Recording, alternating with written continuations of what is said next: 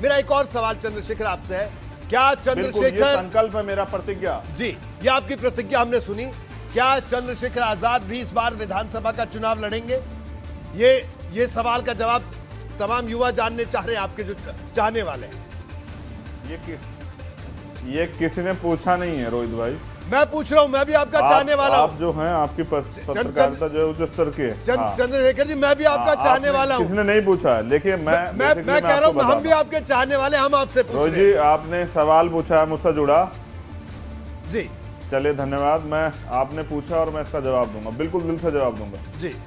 देखिए, अगर मुझे विधायक एमपी बनना होता तो वास्तविकता में मैं इस राजनीति से नफरत करता था जी। मैंने सत्ता की ताकत को उस समय महसूस किया जब मैं निर्दोष होते हुए 6 महीने जेल में रहने के बाद, और जिस दिन मुझे हाई कोर्ट द्वारा जो है बेल मिलती है, मेरे ऊपर रासुका लगा दी जाती है। 8 महीने मेरी पीठ को जो है तोड़ा जाता है, मेरा इलाज नहीं होता। और जब मैं दिल्ली का आंदोलन लड़ने आता हूं तो मैं देखता हूं कि निर्दोष होते हुए हमारे लोगों पर लाठियां चलाई जाती हैं। 96 लोगों ने यहाँ जेल काटी, दिल्ली में, तिहाड़ जेल में। और जो सिस्टम में भ्रष्टाचार है, जो पैसे की पावर के आगे निश्चित पूरा सिस्टम और सत्ता का नतमस्तक है, मैं इस पीड़ा को समझता हूँ। इसलिए मैं बनने के लिए नहीं हूँ, बनाने के लिए हूँ। मैं तो काशीराम साहब का चेला हूँ। जो लोग राम नाम पे लूट कर रहे हैं ना उत्तर प्रदेश में, काशीराम का चेला उस राम नाम की लूट को बंद करके ये जो जंगल राज से मुक्ति दिलाएगा। इसलिए मैंने तय किया, अगर पार्टी कैडर कहेगा, पार्टी का जो कोर कमेटी वो कहेगी तो अलग बात है, मगर मैं अपना फैसला आपके सामने प्रतिज्ञा के रूप में रखता हूँ कि मैं चुनाव नहीं लड़ूंगा। मेरा प्रयास रहेगा कि उत्तर प्रदेश की हर विधानसभा में घूम के अपने लोगों को तैयार करना। वो लोग जो हर बार उम्मीद सपना तो देखते हैं जब चुनाव आता है कि इस बार उनकी लड़ाई लड़ी जाएगी, इस बार उन्हें गरीबी से मुक्ति मिलेगी, इस बार उनके बच्चों को जो है अच्छा इलाज मिलेंगे। ठीक है, लेकिन मिलते नहीं। चंद्रशेखर, मैं आप रोकूंगा क्योंकि मेरे पास वक्त खत्म हो रहा है, लेकिन एक आखिरी सवाल, लड़ाने का काम करूंगा। ठीक है, ये हमने आपका जवाब सुना कि आप लड़ेंगे नहीं, चुनाव लड़वाएंगे। एक आखिरी सवाल, वक्त कम है, बड़े संक्षेप में। देखिए चंद्रशेखर, मैं ये सवाल इसलिए आपसे पूछ रहा हूं क्योंकि हम लगातार देखते हैं सबके लिए, रोहित जी सबके लिए कुर्सी जरूरी है। रोहित जी, सबके लिए कुर्सी जरूरी है, और मेरे लिए मेरे लोगों के अधिकार, उनका सम्मान, उनका स्वाभिमान, सुरक्षा। ठीक है, तो हर आदमी अगर बनने के लिए आएगा रोहित जी, तो फिर काम कौन करेगा? मैं उनका वर्कर हूँ।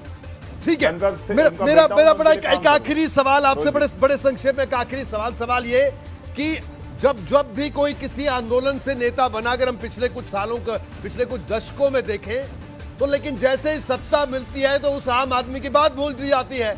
बीएसपी के साथ यही हुआ। जिन कांशीराम की आप बात कर रहे हैं, उन्होंने पूरा जीवन खपा दिया। लेकिन आप सच बताइए, चंद्रशेखर आजाद की जिंदगी कितनी बदली? चंद्रशेखर आजाद को खुद संघर्ष करना पड़ा यहां तक पहुंचने में। तो यह बड़ा सवाल है कि आंदोलन से नेता तो बनते हैं, लेकिन जब वो नेता बन जाते हैं तो आंदोलन पीछे छूट जाता है। देखिए सर, रोहित जी, संघर्षों से लाल पैदा होते हैं, समझौतों से दलाल पैदा होते हैं। मैं संघर्ष से तैयार हुआ। जिन लोगों ने मुझे सताया, जिन लोगों ने मेरे ऊपर मुकदमे लगाए, मैं उनकी राजनीतिक व्यवस्था को भी समझता हूँ। वो चाहते हैं कोई ईमानदार व्यक्ति लड़ने ना आए। ऐसे भ्रष्टाचारी और करप्ट लोग रहे जिसके सीबीआई ईडी का डर दिखा के, इनकम टैक्स का डर दिखा के उनका मुंह बंद किया जाए, अपने तरीके से उनसे काम लिया जाए। मैंने ये रास्ता इसलिए चुना कि मैं बहुत सारे लोगों का जीवन बदलना चाहता हूँ। मैं महसूस करता हूँ उन परेशानियों को जो मैंने खुद के जीवन में झेली, और आज भी वो बरकरार है। मैं उन परेशानियों को बदलना चाहता हूँ, इसलिए मेरा संकल्प ही जो है ना मेरी ताकत है। मैं एक गरीब का बेटा हूँ। मुझे मेरी कोई जो है ना, मैं कड़वे शब्दों में कह रहा हूँ, अच्छी नहीं लगेगी सब लोगों को। ना तो मेरी बुआ जो है मुख्यमंत्री थी, ना ही मेरे पिताजी जो हैं मुख्यमंत्री रहे, ना ही मेरे दादा मुख्यमंत्री रहे, ना प्राइम मिनिस्टर रहे। मैं तो एक आम आदमी, एक गरीब घर से निकला हूँ और गरीबों की समस्या को समझता हूँ। और इसलिए मैंने नेता स्वीकार किया माननीय काशीराम साहब को। और आप सच जानना चाहते तो ये है कि जब मैं रात को सोता हूँ तो बाबा साहब अम्बेडकर और माननीय काशीराम साहब मेरे सपने में आते हैं। मुझसे कहते हैं कि मैंने ये संविधान बनाया और ये उंगली का रास्ता दिखाया कि संसद की तरफ चलो, संसद पे कब्जा करो, देश में सत्ता लाओ। और काशीराम साहब कहते हैं मैंने अपनी पूरा जीवन खर्च कर दिया कि तो ये गरीबों की सत्ता आएगी, बहुजनों को राज मिलेगा और तुम लोग चैन से कैसे सो सकते हो।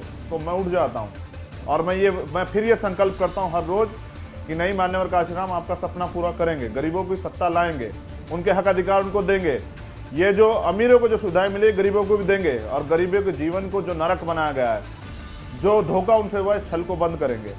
ये जो आप ठीक है, समझते हैं बिल्कुल। लिस्टा प्रोग्राम बंद नहीं होगा प्रधानमंत्री के लिए, लेकिन गरीबों पे घर नहीं रहेंगे।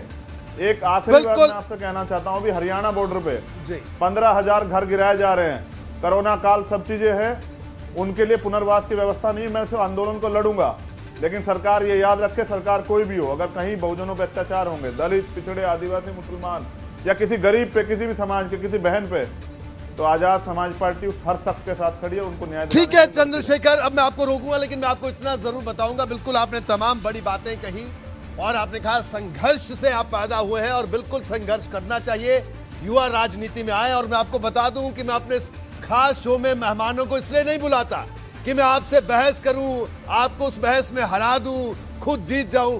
मैं सिर्फ इसलिए बुलाता, और हमने आज आपको भी इसलिए इस प्लेटफॉर्म पर बुलाया कि हम आपकी बात सुन सकें और आपसे 4 सवाल पूछ सकें, क्योंकि आप नेता बनने जा रहे हैं। हम सब लोगों की जिंदगी की बागडोर आप संभालने का दावा कर रहे हैं, तो आपसे सवाल पूछने का हक हमें होना चाहिए और बिल्कुल वाजिब। एक एक बुनियादी सवाल हमने आपसे जाना और इस चुनाव पर पूरा अधिकार है। आगे भी हम आपसे बात करते रहेंगे चंद्रशेखर, आप अधिकार है जी। और मैं नेता नहीं, बेटा बनके, भाई बनके इस काम को करूंगा, क्योंकि मैं इस व्यवस्था को बदलना चाहता हूं। दूसरी बात, आपने जो अभी कहा कि मैं बागडोर संभालूंगा और इस देश को वास्तविक सोने की चिड़िया बनाने के लिए काम करूंगा।